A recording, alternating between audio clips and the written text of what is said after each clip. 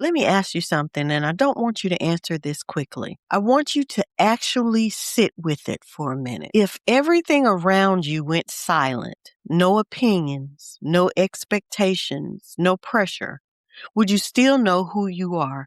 Or have you been shaped so much by people that you've lost the version of you God originally created? Don't have because the truth is, some people don't have an identity.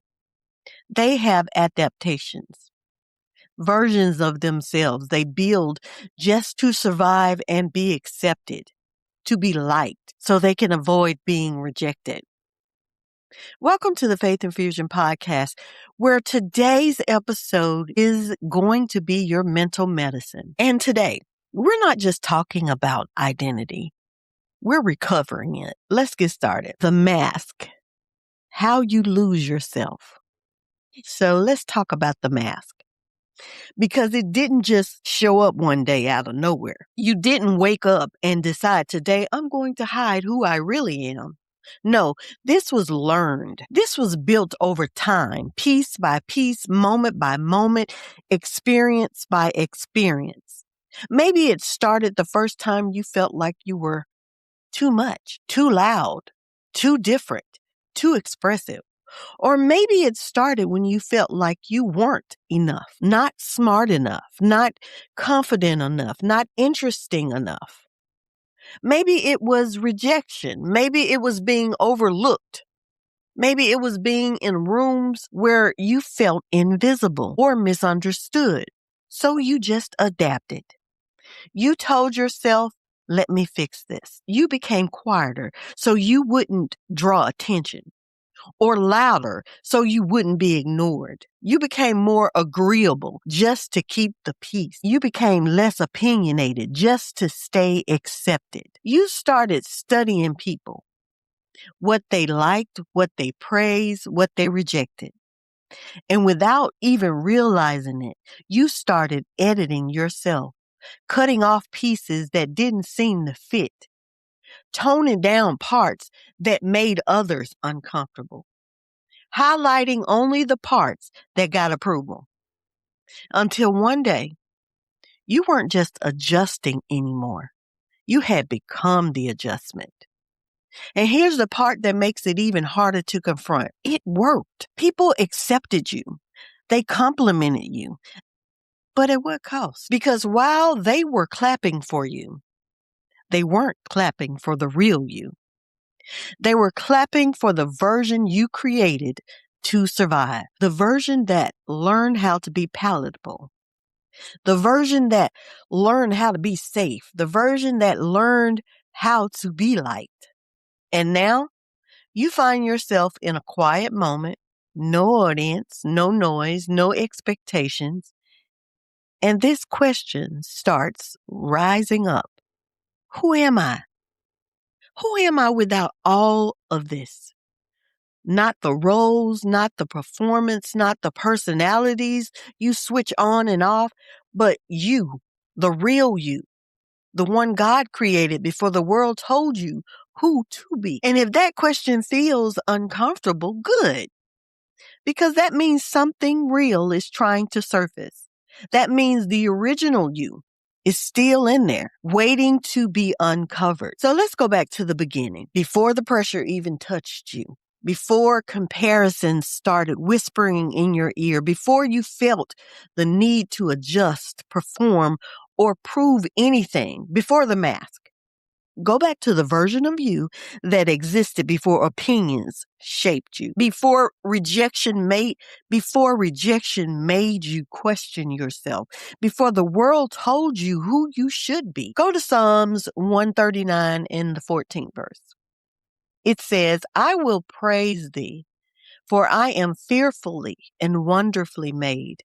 Marvelous are thy works. Now pause right there. We hear that scripture so often, but we miss the weight of it. That word fearfully doesn't mean scared. It means with intention, with deep respect, with divine care. God didn't just create you. He considered you. He was mindful of every detail about you, every trait you carry, every way your mind processes things, every gift that comes naturally to you, every sensitivity, every strength, every uniqueness, even the parts of you that confuse you, the parts you wish you could change, the parts you've prayed about. God saw all of it, knew all of it, and still said, yes, this is exactly how I want them. He didn't accidentally give you your personality. He didn't mistakenly give you your voice. He didn't overlook your quirks or your differences. Nothing about you caught God off guard. You are not a rough draft. You are not a mistake. You are a finished thought with ongoing purpose. And then look at this. Go to Isaiah 64th chapter and the 8th verse. It says, but now, O Lord, you are our Father. We are the clay, and you are the potter, and all we are the work of your hand. Now, really picture that. Picture a potter sitting at his wheel. His hands are steady, focused, locked in. Every movement is intentional. Pressing here, shaping there, smoothing edges, adding form, not rushing, not guessing, but creating. Every curve in that clay has a meaning. Every detail serves as a purpose. Even the pressure applied is necessary for the outcome. Now imagine that clay suddenly becoming aware, looking at another piece on the shelf and saying, I don't like how I'm shaped. I want to look like that one instead. That sounds ridiculous, right? But that's exactly what we do. We look at someone else's life, someone else's gifts, someone else's journey, and we say, God, why didn't you make me like that? Not realizing if the clay reshapes itself, it loses the intention of the potter. But here's the truth. You cannot improve on what God intentionally designed. You can only discover it, accept it, and grow into it. Because the same hands that formed you didn't make a mistake. They made you. Let's go deeper. Because this thing right here, comparisons, it is more dangerous than we make it out to be. We talk about it like it just affects confidence, but it goes far beyond confidence. Comparison doesn't steal your joy. It steals your identity. Because when you constantly measure yourself against other people, you stop discovering who you are and you start editing who you are and you begin to filter yourself through their lens. You notice what gets attention, what gets praise, what gets accepted. And without even realizing it, you have started adjusting. You begin to silence parts of you that feel too different. You hide the parts of you that feel too much, too passionate, too bold, too creative, too emotional. You shrink it, soften it, dilute it, just so you don't stand out too far. And then you abandon parts of you that didn't get approval. The dreams that didn't look popular, the calling that doesn't look trendy, the path that doesn't make sense to other people. You slowly start letting those things go, not because they're wrong, but because they're not validated. And over time, without even noticing it, you have stopped being original. You have become a collection of borrowed behaviors, borrowed opinions, borrowed confidence, borrowed identity. You know how to show up, but you don't know if it's really you showing up. But here's the truth nobody tells you. You can become everything they are, master it, perfect it, embody it, and still wake up feeling empty in the morning, still feeling disconnected, still feel like something is missing. Because no matter how well you imitate someone else's life, it will never fulfill you. Why? Because it was never designed for you in the first place. So let that sit there for a second, because a lot of people are busy chasing purpose, but they're chasing it through somebody else's life. You don't discover your calling by copying somebody else's. You can study people. You can learn from people. You can be inspired by people. But the moment inspiration turns into imitation, you start drifting away from who you actually were called to be. Because what you see on them is the result of a journey you didn't walk, the result of prayers they prayed, the struggles they endured, the lessons God taught them in private. You're trying to wear a result without living the process. And it might look good on the outside, but it won't sit right on your spirit because it doesn't belong to you. You don't step into your assignment by rehearsing somebody else's identity. You can't act your way into purpose. You can't perform your way into your calling. You can't pretend long enough to become who God didn't design you to be because your assignment is hardwired to your identity, not theirs. The way you think, the way you see, the way you respond, the way you carry things, all of that is connected to what you were created to do. And when you try to step into someone else's lane, you're only going to end up frustrated because you're operating outside of your design. It's like trying to run a race in somebody else's shoes. They may look good. They might even be your size, but they were not shaped for your stride. So eventually, you're going to feel some discomfort. You're going to feel some pressure, and you're going to feel misalignment.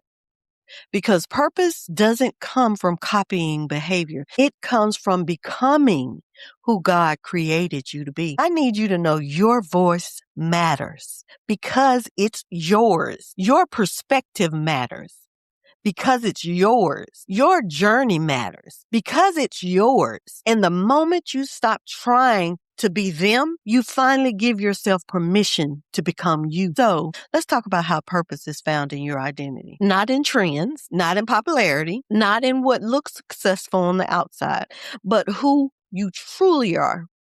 It's found in knowing who God created you to be, not the version shaped by pressure, not the version influenced by their opinions, not the version edited to be accepted, but your original design, the you that exists beneath all the noise. Because when you really begin to know who you are, you'll stop chasing things that were never meant for you. You'll stop trying to live lives that don't align with your spirit. There's a clarity that comes with identity, a confidence that doesn't need anybody's approval. It's also found in accepting what makes you different. You got to accept who you are, flaws and all.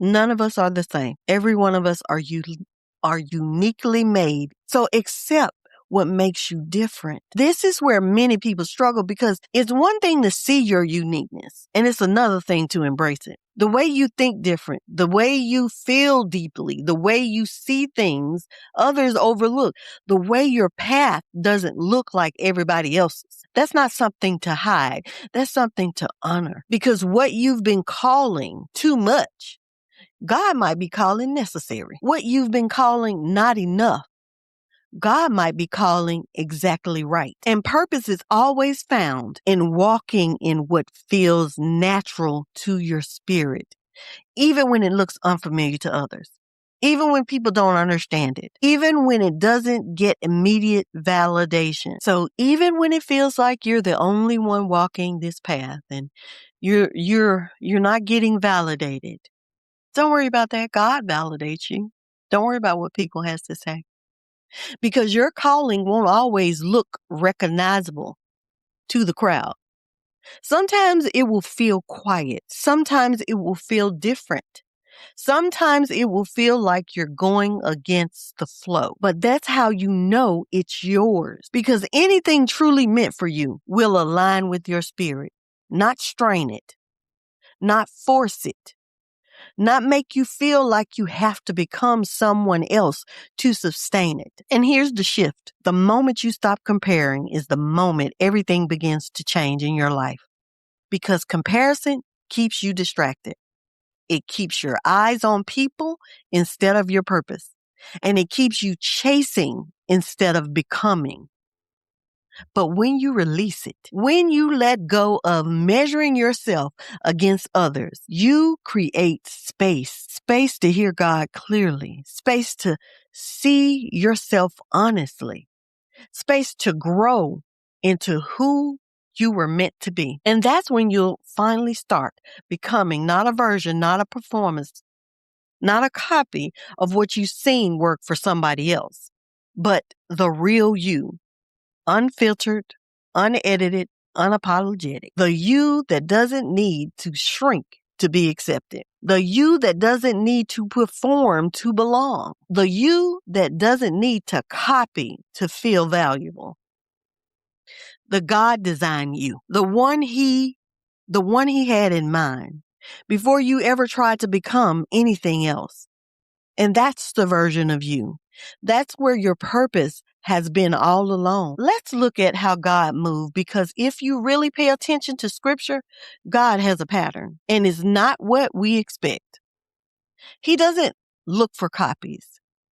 He's not searching for people who blend in, who follow the crowd, who look like what everybody else approves of. He's looking for people that don't fit the mold, people who stand out, and people who carry something different, even if they don't fully understand it yet. Because God doesn't anoint duplication. He anoints distinction. Now let's look at Joseph. Joseph had something on him. Before he ever had a title, he had dreams. And not ordinary dreams, but God-given dreams. And the problem was those dreams didn't match his environment. He was surrounded by people who couldn't see what he saw. They didn't understand what he carried. And they couldn't relate to where he was going. And sometimes that's just how it is. When God puts something unique inside of you, the people closest to you may be the ones who understand you the least.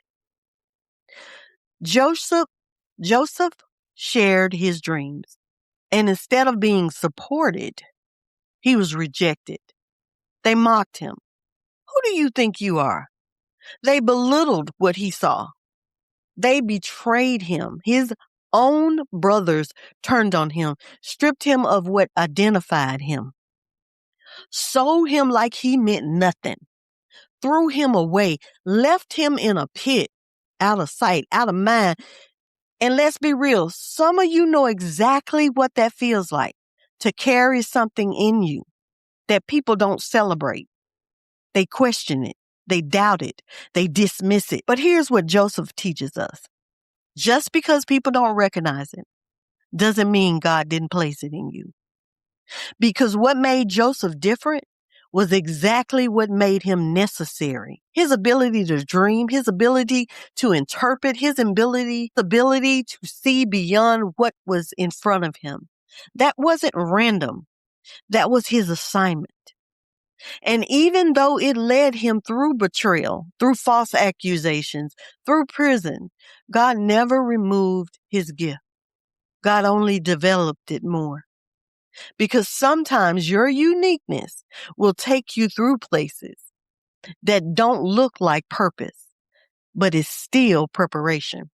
And years later, after everything he went through, Joseph stood in a position of power.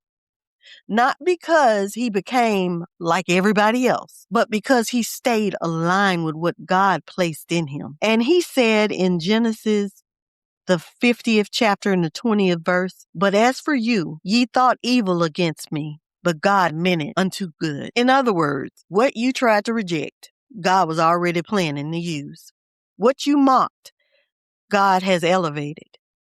What you tried to bury, God brought back to life. What they didn't understand, God turned into purpose. And here's the truth you need to hear. The very thing that makes you feel different may be the very thing God intends to use the most. So don't hide it. Don't shrink it. Don't trade it for acceptance. Because if God gave it to you, there's a reason. And just like Joseph, what feels out of place now may be the key to everything later. Let's look at Ruth. Because Ruth's story hits different. Ruth didn't belong culturally. She wasn't from the right background. She didn't grow up in the right environment. She wasn't part of a chosen people. She was an outsider. And not just slightly different. I mean, completely out of the circle. No status, no position, no connections, no advantage. Ruth could have stayed where it was comfortable, stayed where it was familiar. But instead, she made a decision, a bold one, a defining one. Go to Ruth 1:16. Ruth says, "Thy people shall be my people, and thy God my God." That wasn't just loyalty to Naomi. That was alignment with God. Chose purpose. Even when it meant stepping into the unknown. She chose faith, even when she had no guarantee of how things would turn out. And let's be clear, Ruth didn't walk into instant success. Ruth walked into uncertainty. She had to glean in the field. She had to work hard. She had to stay humble. She had to remain consistent. She had no recognition, no shortcuts. But what made Ruth powerful wasn't where she came from. It was her character, her loyalty, her obedience, her willingness to follow God, even when it cost her her comfort. And God saw that. He didn't look at her background. He looked at her heart. And in time, God shifted everything. And Ruth went from being an outsider to being positioned. She went from being overlooked to being chosen. And not only did she find purpose, she became part of something far greater than herself. Ruth became part of the lineage of Jesus Christ. Let that sink in. Okay? An outsider became part of the greatest story ever told because her difference didn't disqualify her. It didn't block her, and it didn't stop God's plan. Ruth's story is proof that you don't have to look like everybody else to be used by God. You don't have to come from the right place to end up in the right purpose. God doesn't choose based on your background. He chooses based on your alignment. So if you've ever felt like you don't belong, it's okay. It's okay. If you felt like you don't fit the mold, it's okay. If you felt like your path looks different, good. Because just like Ruth, that difference may be the very thing God uses to place you exactly where you're supposed to be. Now let's talk about Jeremiah, because Jeremiah's struggle wasn't about fitting in. It was about feeling unqualified. Jeremiah looked at himself, and all he could see was limitation. I'm too young. I'm inexperienced. I'm unprepared. I'm not ready. And let's be real, some of you aren't struggling with comparison. You're struggling with feeling like you're not enough. You see what God's calling you toward. But when you look at yourself, all you see is what you lack. That's exactly where Jeremiah was. Go to Jeremiah 1:6. He says, Lord God, behold, I cannot speak, for I am a child. In other words, God, you got the wrong person. I'm not ready for this. I don't have what it takes. I'm not equipped for this. How many times have you said the same thing? Maybe not out loud, but in your thought, in your hesitation, in the opportunities you've walked away from.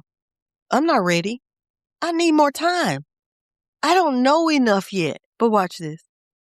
God didn't agree with Jeremiah's insecurity. He interrupted it. Before Jeremiah could build a case for why he wasn't enough, God spoke truth over him. Jeremiah 1:5 says, "Before I formed thee in the belly, I knew thee. And before thou camest forth out of the womb, I sanctified thee." Before you were formed, God said, I knew you. Before you were born, God said, I set you apart. Come on now, let that sink in. Before all the doubts you have, God had already decided. Before you question yourself, God had already called you. Before you felt unqualified, God had already qualified and equipped you, which means your insecurity does not override God's intention. Jeremiah saw a lack of experience. God saw a chosen vessel. Jeremiah saw his age, but God saw his assignment. Jeremiah saw what he didn't have. God spoke from what he had already placed in him. And here's the part you need to hear. God never calls you based on your current capability. God calls you based on his purpose for you, which means you don't have to feel ready to be chosen. You don't have to have it all figured out to be called, because the same God who formed you also equips you. So when you look at yourself and think, I'm not enough, you have to remember God already decided that you were. Before you ever existed, he didn't wait for your approval, and he didn't ask for your resume. He didn't consult your insecurities. God made a decision. And that means your purpose is not something you create. It's something you step into. So stop disqualifying yourself from something God has already ordained, because who you think you are will never be greater than who God already said you are. Let's talk about the mental medicine, renewing your mind. Okay, here's where everything changes. This is the turning point, because hearing this and agreeing with this, even feeling inspired by this, is still not enough. You can hear truth all day and still go back to thinking the same way. Still go back to shrinking. Still go back to comparing. Still go back to doubting who you are. Because if your thinking doesn't change, your life won't either. You don't just need new information. You need a new mindset. That's why Romans 12:2 says, be not conformed to this world, but be ye transformed by the renewing of your mind. Let's break that down. Be not conformed. That means stop letting the world shape you. Culture define you. Trends tell you who to be. Letting people's opinion become your identity. But be transformed, not adjusted, not slightly improved. Transformed. I mean completely changed from the inside out. Now, you may be saying, how did this happen? It happens by the renewing of your mind. Transformation doesn't start in your environment, not in your job, not in your relationship, not on social media. It doesn't start with who's around you. It starts with what's within you, your mind, the way you think about yourself, the way you interpret your experience, the way you define your worth. Because you can be in a better environment and still have a broken mindset. And you can still have support and still not believe in yourself. You can be called and still feel unqualified. That's why the battle is in your mind. And let me tell you something real. Renewing your mind is uncomfortable. It is uncomfortable because it's not just about adding something new. It's about letting go of something old. It requires you to unlearn what people told you. It's about forgetting the labels they placed on you, the limitations that they spoke over you, the lies you started believing as true. It requires you to release who you pretend to be, the version of you that performed for acceptance, the version of you that hid just to feel safe, the version of you that adjusted just to belong. And that's hard, because even though it wasn't the real you, it became familiar. And sometimes we hold on to what is familiar, even when it's not healthy. But it doesn't stop there. It also requires you to rebuild how you see yourself. And it will help you see yourself as God sees you, to speak differently about yourself, to think differently about your future, to believe something greater than what you've experienced. And that process, I promise you, it's not instant. It's daily, it's intentional, and it's sometimes messy. But don't rush it. Don't get frustrated with yourself. Don't quit just because it feels uncomfortable. You're not behind. You're not failing. You're not stuck. You're being refined. Every time you choose truth over old thinking, every time you reject comparisons, every time you show up as yourself, you're renewing your mind, and slowly but surely, you're becoming the person God already saw from the beginning. So let's talk about your foundation, whose you are. You don't just need identity. You need ownership, because it's one thing to know who you are, and it's another thing to stand in it. to walk in it, to live in it, to stop questioning it every time someone doesn't understand it. Because when you don't have ownership, you keep looking outward for permission. Permission to speak, permission to show up, permission to be confident, permission to take up space. You wait for people to validate you, approve of you, agree with you, before you fully step into who you are. But when you truly know who you belong to, everything shifts. You stop asking, do they like me? And you start standing in, God chose me, whether you like me or not. You stop shrinking to fit people's expectation because you understand you weren't created by them. When you know you belong to God, you stop seeking permission from people. You don't need their approval to walk in your purpose. You don't need their validations to use your gifts. You don't need agreement to be who God already called you to be because your identity is not on loan from people. Identity is rooted in God. Go to 1 Peter 2:9. It says, but ye are a chosen generation, a royal priesthood, and holy nation, a peculiar people. Let's pause on that word chosen. That means you weren't random. You weren't overlooked. You weren't an afterthought. It means you were selected. And then peculiar, that word doesn't mean strange in a negative way. It means different, uncommon, set apart, not typical, which means God intentionally made you not like everybody else. Your thinking different, your path is different, your timing is different, your calling is different. And instead of seeing it as a problem, you have to start seeing it as proof that you're not here to blend in, proof that you're not here to follow the crowd. Proof that there's something on your life. There's something on your life and it requires you to stand apart.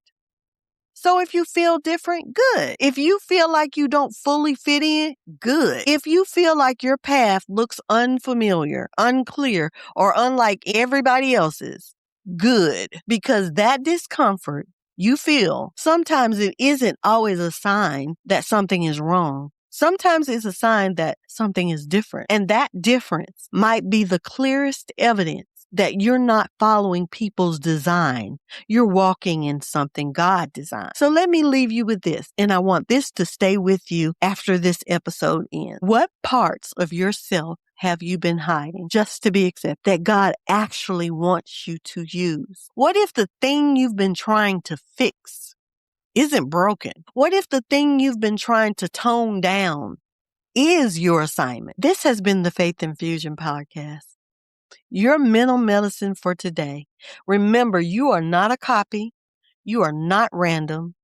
You are not replaceable. You are God designed on purpose. And it's time to finally live like it. I'm Minister Demetria Lee, and you've been listening to the Faith Infusion podcast. I'll meet you right back here next week. Be blessed.